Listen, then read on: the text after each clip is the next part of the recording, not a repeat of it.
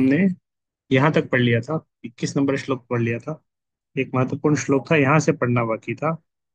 वासांसि जीर्णानि यथा विहाय नवानि गृह्णाति नरोपराणि तथा विहाय शरीराणि विहाय जीर्णानि अन्यानि संयाति नवानि देहि।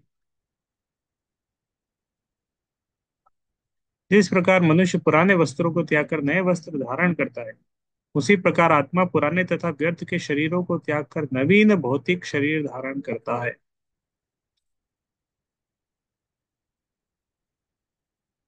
मनुष्य पुराने वस्त्रों को त्याग करके नए वस्त्र धारण करता है, ड्रेस बदलता है। तात्पर्य, अणु आत्मा द्वारा शरीर का परिवर्तन एक स्वीकृत तथ्य है। अणु आत्मा मतलब जीव, विभु आत्मा मतलब परमात्मा। आधुनिक विज्ञानी जन तक जो आत्मा के अस्तित्व विश्वास नहीं करते, पर साथ ही हृदय से शक्ति साधन की व्याख्या भी नहीं कर सकते पाते। हृदय से शक्ति साधन, हृदय में शक्ति का कुछ स्रोत है, उसकी व्याख्या वो नहीं कर पा रहे हैं। उन परिवर्तनों को स्वीकार करने को बाध्य है जो बाल्यकाल से कुमारावस्था और फिर तरुणावस्था को वृद्धावस्था में रुकते हैं। शरीर के परिवर्तन रोक नहीं सकता मेडिकल साइंस, बचा नहीं सकता लोगों को कि बूढ़े होने से बचा ले, हमेशा सबको युवा बने रहने दे, कुछ नहीं कर पाएगा। वृद्धावस्था यही परिवर्तन दूसरे शरीर में स्थानांतरित हो जाता है। इसकी व्याख्या एक पिछले श्लोक में की जा चुकी है। अणु आत्मा का दूसरे शरीर में स्थानांतरण परमात्मा की कृपा से संभव हो पाता है। परमात्मा अणु आत्मा की इच्छाओं की पूर्ति उसी तरह करते हैं जिस प्रकार एक मित्र दूसरे की इच्छा पूर्ति करता है। तो परमात्मा तो विभु आत्मा, वो अणु आत्मा के मित्र की तरह उनकी इच्छा पूरी करते हैं। मुंडक तथा श्वेता उपनिषद में आत्मा तथा परमात्मा की उपमा दो मित्र पक्षियों से दी गई है जो एक ही वृक्ष पर बैठे हैं। एक ही वृक्ष पर, एक ही शरीर में दो पक्षी है, एक आत्मा एक परमात्मा। उनमें से एक पक्षी जो अणु आत्मा है वृक्ष के फल को खा रहा है, दूसरा पक्षी भगवान जो है कृष्ण है अपने मित्र को देख रहा है। फिर भी दोनों पक्षी समान गुण वाले हैं, किंतु इनमें से एक भौतिक वृक्ष के फलों पर मोहित है, किंतु दूसरा अपने मित्र के कार्यकलापों का साक्षी मात्र है। कृष्ण साक्षी पक्षी है, अर्जुन फल भोक्ता पक्षी है। यद्यपि दोनों मित्र है, किंतु फिर भी एक स्वामी है दूसरा सेवक है। अणु आत्मा द्वारा इस संबंध की विस्मृति ही उसके एक वृक्ष से दूसरे पर जाने या एक शरीर से दूसरे में जाने का कारण है। अणु आत्मा के द्वारा इस संबंध की मतलब अणु आत्मा और परमात्मा का जो संबंध है वो विस्मृति, वो भूल गया है।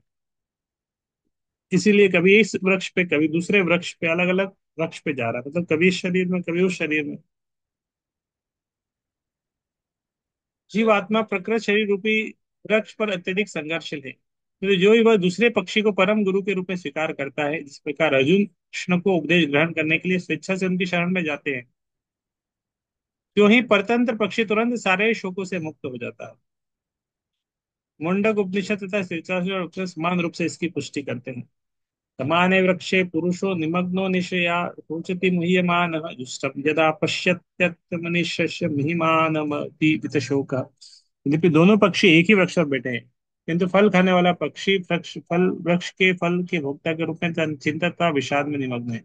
यदि किसी तरह वह अपने मित्र भगवान की ओर उन्मुख होता है और उनकी महिमा को जान लेता है, तो वह कष्ट भोगने वाला पक्षी तुरंत समस्त चिंताओं से मुक्त हो जाता है। अब अर्जुन ने अपना मुख अपने शाश्वत मित्र कृष्ण की ओर फेरा है, उनसे भगवत गीता समझ रहा है। इस प्रकार वह कृष्ण से श्रवण करके भगवान की परम महिमा को समझकर शोक से मुक्त हो सकता है। यहाँ भगवान ने अर्जुन को उपदेश दिया है कि वह अपने पितामह तथा गुरु के देहांतरण पर शोक प्रकट न करे, अभी तो उसे इस धर्म युद्ध में उनके शरीरों का वध करने में प्रसन्न होना चाहिए, जैसे वह सब विभिन्न शारीरिक कर्म फलों से तुरंत मुक्त हो जाए।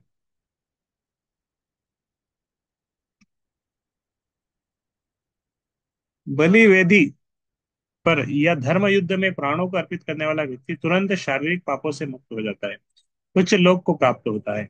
तो अर्जुन का शोक करना युक्ति संगत नहीं है। अर्जुन शोक कर रहा था, वो का शोक करना युक्ति संगत नहीं। तो ये भी एक महत्वपूर्ण श्लोक है। नैनम छिन्नन्ति शस्त्राणि नैनम दहति पावकः न चैनम क्लेदयन्त्यापो न शोषयति मारुक्ता। जिस तरह एक दिन मैं बताया था इसी क्लास में कि किस तरह पांच तत्व है और एक आत्मा है, earth water fire air ether.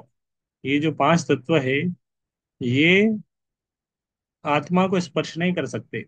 अगर स्पर्श कर पाते तो शस्त्र से आत्मा कट जाता, मर जाता। लेकिन शस्त्र से नैनम छिन्दन्ति शस्त्राणि, किसी व्यक्ति की अ, चाकू से या छुरी से इस तरह मृत्यु हुई, शरीर को वो शस्त्र काट पाया, आत्मा को नहीं काट पाएगा।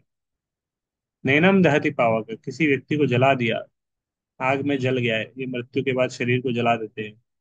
आत्मा जलती नहीं है, शरीर जलता है। नैनम दहति पावक, आत्मा जलती नहीं है।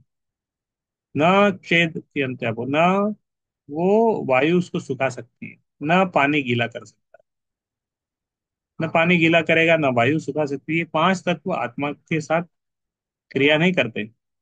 यह आत्मा न तो कभी किसी शस्त्र द्वारा खंड खंड किया जा सकता है, न अग्नि द्वारा जलाया जा सकता है, न जल द्वारा भिगोया या वायु द्वारा सुखाया जा सकता है।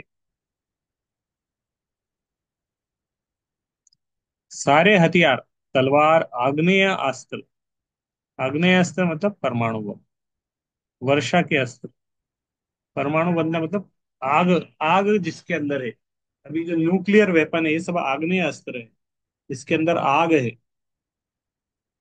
उससे भी उससे भी पावरफुल है वर्षा का अस्त्र, चक्रवात, जो वायु का अस्त्र आदि आत्मा को मारने में असमर्थ है।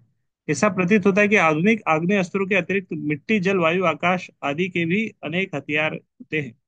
तो अभी तो हमारे पास परमाणु बम है जो फायर वेपन है बस। इसके अलावा मिट्टी का, जल का भी अस्त्र होता है, वायु का भी अस्त्र होता है, आकाश का भी अस्त्र होता है। यहाँ तक कि आधुनिक युग के नाभिकीय हथियारों की गणना भी आग्नेय अस्त्रों में की जाती है। किंतु पूर्व काल में विभिन्न पार्थिव तत्वों से बने हुए हथियार होते थे। आग्नेय अस्त्रों का सामना जल के हथियारों से किया जाता है, जो आधुनिक विज्ञान के लिए अज्ञात है। तो आधुनिक विज्ञान जानता नहीं है जल के भी अस्त्र हो सकते हैं। आधुनिक विज्ञान को चक्रवात हथियारों का भी पता नहीं है। जो भी हो, आत्मा को न तो कभी खंड खंड किया जा सकता है, न किन्हीं वैज्ञानिक हथियारों से उसका संहार किया जा सकता है, चाहे उनकी संख्या कितनी ही क्यों ना हो। तो न्यूक्लियर वेपन से आज हम इतना डर रहे हैं, लेकिन water weapon, sky weapon, air weapon, इसके बारे में तो नॉलेज ही नहीं है हमें कुछ। इसके बारे में हमें कुछ भी नॉलेज नहीं है। मायावादी इसकी व्याख्या नहीं कर सकते कि जीव किस प्रकार अपने अज्ञान के कारण उत्पन्न हुआ और तत्पश्चात माया की शक्ति से आवृत हुआ। न ही आदि परमात्मा से जीवों को विलग कर पाना संभव था, प्रत्युत सारे जीव परमात्मा से विलग हुए अंश हैं, क्योंकि वे सनातन अणु आत्मा है। अतः माया द्वारा आवृत होने की उनकी प्रवृत्ति स्वाभाविक है, और इस तरह वे भगवान की संगति से पृथक हो जाते हैं। जिस प्रकार अग्नि के स्फुलिंग अग्नि से विलग होते ही बुझ जाते हैं, यद्यपि इन दोनों के गुण समान होते हैं। अग्नि का जो पार्टिकल है, अगर अग्नि से दूर हो जाता है तो वो बुझ जाता है, थोड़ी देर बुझ रहेगा फिर बुझ जाएगा, मेन अग्नि से थोड़ा अलग होने से बुझ जाएगा। वराह पुराण में जीव को परमात्मा का भिन्न अंश कहा गया है। भगवत गीता के अनुसार भी वे शाश्वत रूप से ऐसे ही है। तथा मोह से मुक्त होकर भी जीव पृथक अस्तित्व रखता है, जैसा कि कृष्ण द्वारा अर्जुन को दिए गए उपदेशों से स्पष्ट है। अर्जुन कृष्ण के उपदेश के कारण मुक्त तो हो गया, किंतु कभी भी कृष्ण से एकाकार नहीं। मुक्त होना है लेकिन एकाकार नहीं हो। नैनम छिन्दन्ति, हमेशा आत्मा अलग बना रहता है, एकाकार नहीं होता है। अच्छेद्योयम अदाह्योयम अक्लेद्यो अशोष्य एव च नित्यः सर्वगतः स्थाणोर अचलोयम सनातनः। यह आत्मा अखंडित तथा अघुलनशील है, इसे ना तो जलाया जा सकता है, न ही सुखाया जा सकता है। ये शाश्वत, सर्वव्यापी, अविकारी, स्थिर तथा सदैव एक सा रहने वाला है। अखंडित है, अघुलनशील है, न जलाया जा सकता, न सुखाया जा सकता है, शाश्वत, सर्वव्यापी, अविकारी, स्थिर, एक सा रह सकता है। हमेशा आत्मा एक जैसा रहता है। वही बात है, नीलम जलाया नहीं जा सकता, सुखाया नहीं जा सकता, सर्वव्यापी है हर जगह। सर्वव्यापी है मतलब हर जगह है, मतलब सारे ग्रहों में है, पूरे ब्रह्मांड में है आत्मा। ऐसा नहीं पृथ्वी पर ही जीवन है, बाकी ग्रहों पे जीवन नहीं है। तो हमारी दृष्टि में जीवन नहीं है, लेकिन जीवन है उधर। अणु आत्मा के इतने सारे गुण यही सिद्ध करते हैं कि आत्मा पूर्ण आत्मा का अंश है, बिना किसी परिवर्तन के निरंतर उसी तरह बना रहता है। इस प्रसंग में अद्वैतवाद को व्यवरत करना कठिन है। क्योंकि अणु आत्मा कभी भी परमात्मा के साथ मिलकर एक नहीं हो सकता। भौतिक कल्मश से मुक्त होकर अणु आत्मा भगवान के तेज के किरणों की आध्यात्मिक स्फुलिंग बनकर रहना चाह सकता है। किंतु बुद्धिमान जीव तो भगवान की संगति करने के लिए वैकुंठ लोक में प्रवेश करता है।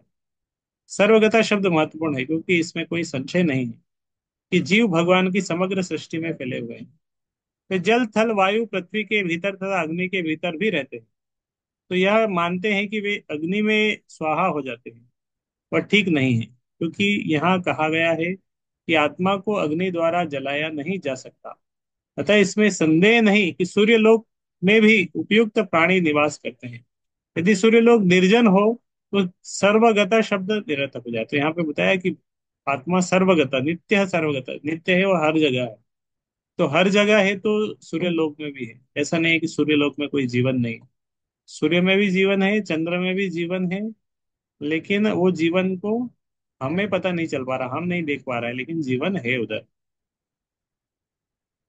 फिर से आत्मा के गुण आ रहे, अव्यक्तोयम अचिंत्योयम अविकार्योयम उच्यते तस्मादेवं विदित्वेनम नानुशोचिनुम अर्हसि।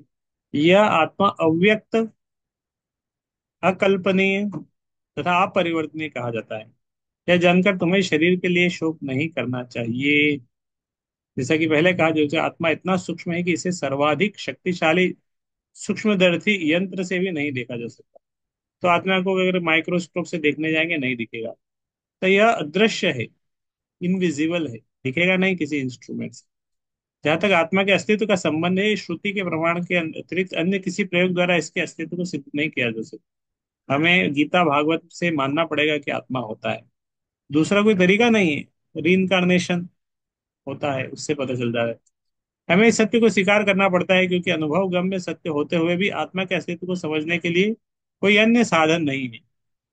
हमें अनेक बातें केवल उच्च प्रमाणों के आधार पर माननी पड़ती है। बहुत सारी बातें हैं, प्रमाण के रूप में मानना पड़ता है कि हाँ ऐसा होता है।